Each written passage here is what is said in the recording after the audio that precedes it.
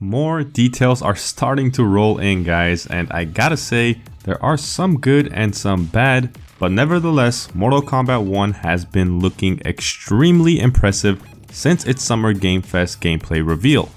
There are a bunch of new details regarding Kameo Fighters, gameplay mechanics, and even a couple of accidental slip-ups from Ed Boon himself talking about characters in his interview with Brian Tong. Let's get into it. This video is going to be mostly about the Kameo Fighters, what they are, how they correlate to the game's story mode, and how they work. There are a bunch of new details about this new in-game mechanic, some that you guys will like and others that I think many players will not like, but here they are. Kameo Fighters are an integral part of Mortal Kombat 1's new gameplay style, and they cannot be turned off. Kameo characters are used as breakers, combo extenders, and have their own special moves and throws. Kameo Fighters are meant to pay tribute to classic Mortal Kombat characters, and as of this moment, the Kameo characters that have been showcased are Kano, Stryker, SubZero, Johnny Cage, Goro, Kung Lao, Jax, and Sonya. Scorpion was also confirmed by Ed Boon to be a Kameo fighter in his interview with Brian Tong, which we will reference several times in this video. Kameo Fighters are not tied to Mortal Kombat 1's story at all. They are their own separate thing, and although Kameo Fighters are used in this game's story mode, they are not in any way linked with the game's campaign. What this means is that there is no story element to Kameo Fighters. Cameos are just there strictly for gameplay nuance. Just because Sonya is a Kameo fighter doesn't mean she will have a role in Mortal Kombat 1's story. Kameo Fighters are not exclusive to just the Kameo roster. A character can be both a main roster character and a cameo character. We see that with SubZero in the gameplay trailer. He is both a cameo character and a main roster character.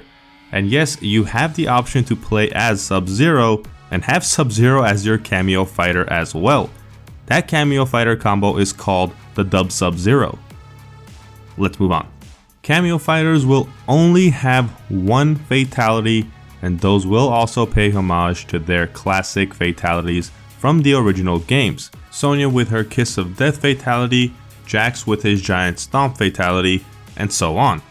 There will be Kameo characters that will be exclusive to the campaign, and you will not be able to use these Kameo characters in the game's classic towers or other game modes that will be available. Kind of a bummer there, but not as bad as having Sector and Cyrax shown off in Mortal Kombat 11's campaign just to not be playable. So, not that big of a loss. Those are the major details of Kameo Fighters, but there is still more to cover on this subject.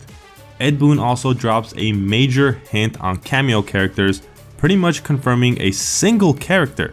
Listen to what he has to say.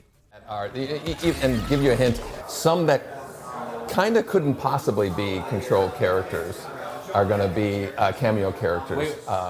Some that couldn't be control characters. There's only one major character that comes to mind. Maybe you guys might think of other characters, but Ed Boon and NRS have stated multiple times that there has been one character that has always posed a challenge to create animation and do mocap for. There's literally one character, and that is Motaro. If Motaro is a Kameo character, then that pretty much confirms he still will not be playable, since it still poses a challenge to the NRS team. But at least we will get him at some capacity as a Kameo fighter. Continuing with the Kameo fighter theme here, Uncanny Carlos over on Twitter created a Kameo fighter select screen. In the select screen, he has the following Kameo characters. Not a bad selection at all if you ask me, although I do hope some of these cameos also make it to the main roster as playable characters. Looking at my boy Tremor mainly.